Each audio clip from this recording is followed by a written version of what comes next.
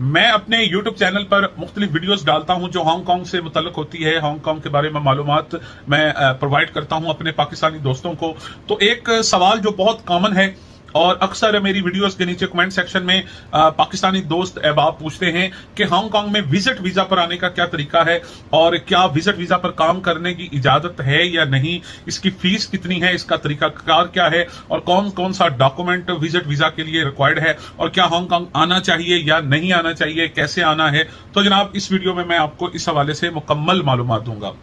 सबसे पहले कि हांगकांग का विजिट वीजा कौन कौन सा होता है, किस मकासद के लिए हासिल किया जाता है। तो सबसे पहले है कि आप हांगकांग में आए फैमिली के पास, फैमिली से मिलने, किसी फैमिली मेंबर से मिलने अगर आते हैं तो पहली आपकी जो कैटेगरी है विजिट वीजा की वो ये बनती है। दूसरा है कि आप बिजनेसमैन हैं या कोई बिजनेस करते हैं और आप हांगकांग में आते हैं बिजनेस से रिलेटेड किसी सरगर्मी के लिए। और तीसरी कैटेगरी बनती है टूरिज्म, यानी आप घूमने फिरने के लिए हांगकांग आना चाहते हैं, आप चाहते हैं कि आपकी ट्रैवल हिस्ट्री अच्छी हो तो आप हांगकांग आना चाहते हैं। और चौथा है कि आपको कोई दोस्त किसी चीज में इन्वाइट करता है, किसी तकरीब में, तो उससे आप मिलने आ सकते हैं। और फिर अगला है कि आपको यहाँ को कोई तालीमी इदारा या यहाँ का कोई आपको बिजनेस का इदारा या कोई आपको स्पीच के लिए, कॉन्फ्रेंस के लिए, किसी प्राइवेट तकरीब के लिए इनवाइट करता है किसी मकसद के लिए, तो फिर आपको इनविटेशन देकर वो बुलाते हैं। तो ये कुछ कैटेगरीज हैं जिनके लिए आपको विजिट वीजा दरकार होता है। अब हमने जो हांगकांग के मुतल्लिका इमिग्रेशन हुकाम होते हैं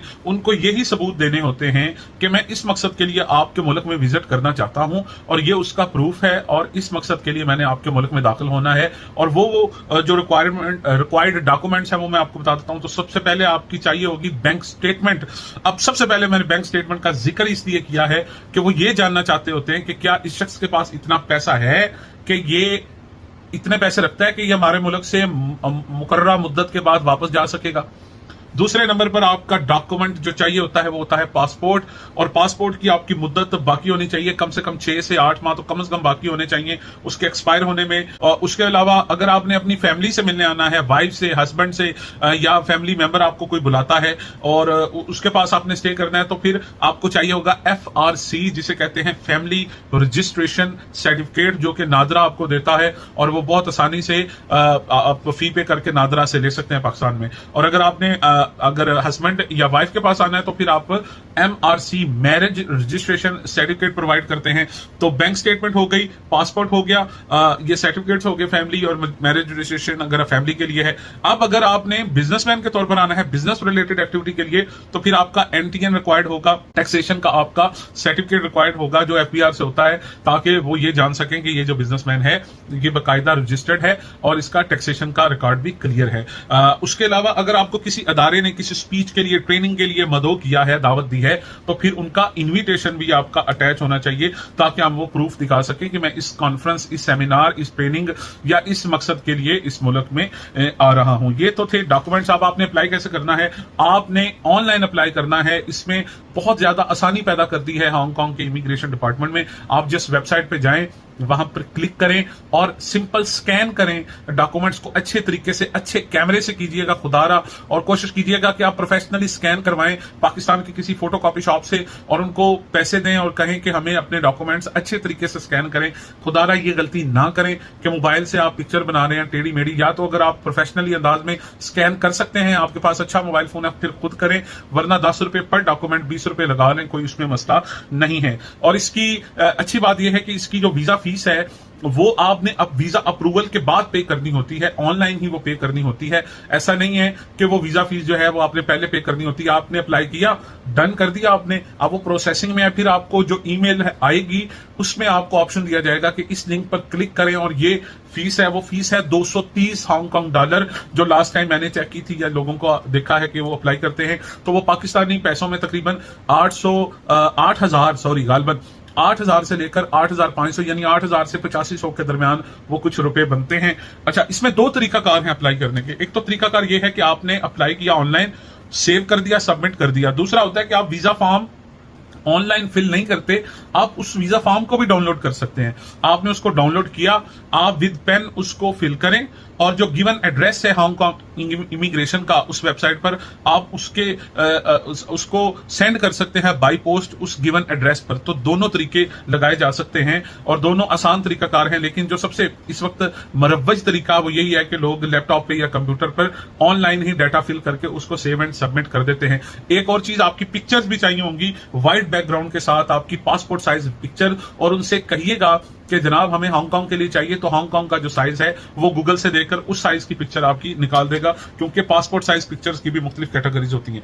जनाब आपको 180 दिन का अमूमन वीजा मिलता है, ड्यूरेशन मिलता है तकरीबन 6 माह का, और ई वीजा आपको मिलता है, आपको ईमेल आएगी। और इसलिए खुदारा पाकिस्तानियों वो ईमेल दीजिएगा जो आप एक्टिवली ओपन करते हैं, जो आपकी नजर में होती है, जो आप स्क्रॉल करते हैं तो आपको पता चल जाता है भी ईमेल आ गई है। ऐसे ऐसे पाकिस्तानी केस भी आते हैं कि ईमेल एड्रेस वो दिया जो किसी दौर में बनाया था खानापुरी के लिए, और उस ईमेल पे वीजा आया हुआ है और बंदे को पता ही नहीं है और वो टाइम गुजर गया। तो खुदारा एक्टिव ईमेल दीजिए। ई वीजा आपका आता है, आपने वो जस्ट प्रिंट आउट करना है, उसको स्टेपल करें अपने साथ आप पासपोर्ट रखें और जनाब टिकट बुक करवाएं। और पाकिस्तान से हांगकांग आने का तरीका जो आसान तरीका है वो ये है कि आप पहले थाईलैंड आते हैं और थाईलैंड से आपको कनेक्टेड फ्लाइट मिलती है हांगकांग आने की। तो पाकिस्तान से अगर आप इनकेस लाहौर से बैठते हैं तो तकरीबन 4 घंटे में आप थाईलैंड आते हैं, वहां पर आपको 2 घंटे स्टे करवाया जाता है और फिर वहां से 3 घंटे का सफर है हांगकांग का। तो तकरीबन लाहौर से अगर हांगकांग आप आते हैं तो 8-9 घंटे ट्रेवल टाइम आपका बन जाता है। फिर अब सवाल सबसे अहम आपके सामने मैं रखने लगा हूं कि क्या विजिट वीजा पर काम करना अलाउ है, क्या हम स्टूडेंट बन सकते हैं अगर विजिट वीजा पे आते हैं, तो क्या हम किसी किस्म के काम को ज्वाइन कर सकते हैं। देखिए मेरे भाई, विजिट वीजा का मतलब है विजिट, आपने विजिट किया, अब आप वापस चले जाएं, चाहे आप टूरिस्ट थे, चाहे आप बिजनेस रिलेटेड एक्टिविटी के लिए आए, चाहे आप कोई कॉन्वोकेशन, कोई तकरीब, कोई कॉन्फ्रेंस, कोई सेमिनार अटेंड करने आए, विजिट वीजा पर काम करना अलाउ नहीं है।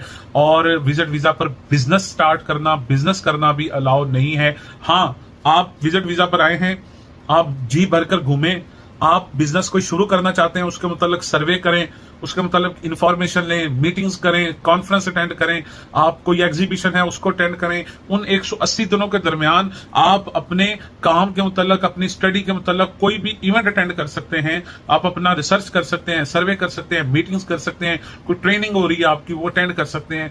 लेकिन बतौर रेगुलर स्टूडेंट किसी इदारे में आप दाखिला नहीं ले सकते और बतौर एक जॉब के तौर पर, जॉबियन के तौर पर आप कोई जॉब नहीं कर सकते, बतौर एक लेबर आप कोई काम नहीं कर सकते, और बतौर बिजनेसमैन आप कोई नया बिजनेस यहां पर स्टार्ट नहीं कर सकते। उसके लिए मैंने एक अलग वीडियो बनाई हुई है और उस वीडियो का नाम है जनरल एम्प्लॉयमेंट वर्क वीजा इन हांगकांग। और सबसे आसान तरीका हांगकांग की इमिग्रेशन लेने का, हांगकांग के अंदर जॉब लेने का, हांगकांग के अंदर काम करने का, वर्क वीजा लेने का, वो जनरल एम्प्लॉयमेंट पॉलिसी है, उसके ऊपर अप्लाई करें। विजिट वीजा पर यह गलती ना करें, क्योंकि अगर आप ये गलती करते हैं तो इसकी आपको सजा मिलती है और वो 50,000 हांगकांग डॉलर जुर्माना है और 2 साल के लिए आपको इम्प्रिजनमेंट होती है, जेल होती है। तो इसलिए जनाब विजिट वीजा पर कभी ये गलती ना करें और रूल्स फॉलो करें हांगकांग के, क्योंकि ये रूल्स हमारी बेहतरी के लिए बनाए गए हैं। और जुर्माना इतना ज्यादा है, एक पाकिस्तानी जो एक हांगकांग डॉलर पाकिस्तान में तकरीबन 35 या 36 रुपए का है, तो आप देखिए कि 50,000 हांगकांग डॉलर कितनी ज्यादा रकम बनती है। तो क्यों ना आप इस किस्म की गलती करने की बजाय आप जनरल एम्प्लॉयमेंट पॉलिसी के तहत जो वर्क वीजा है उस पर आए और आप अपनी जॉब हांगकांग वगैरह में स्टार्ट कर सकते हैं।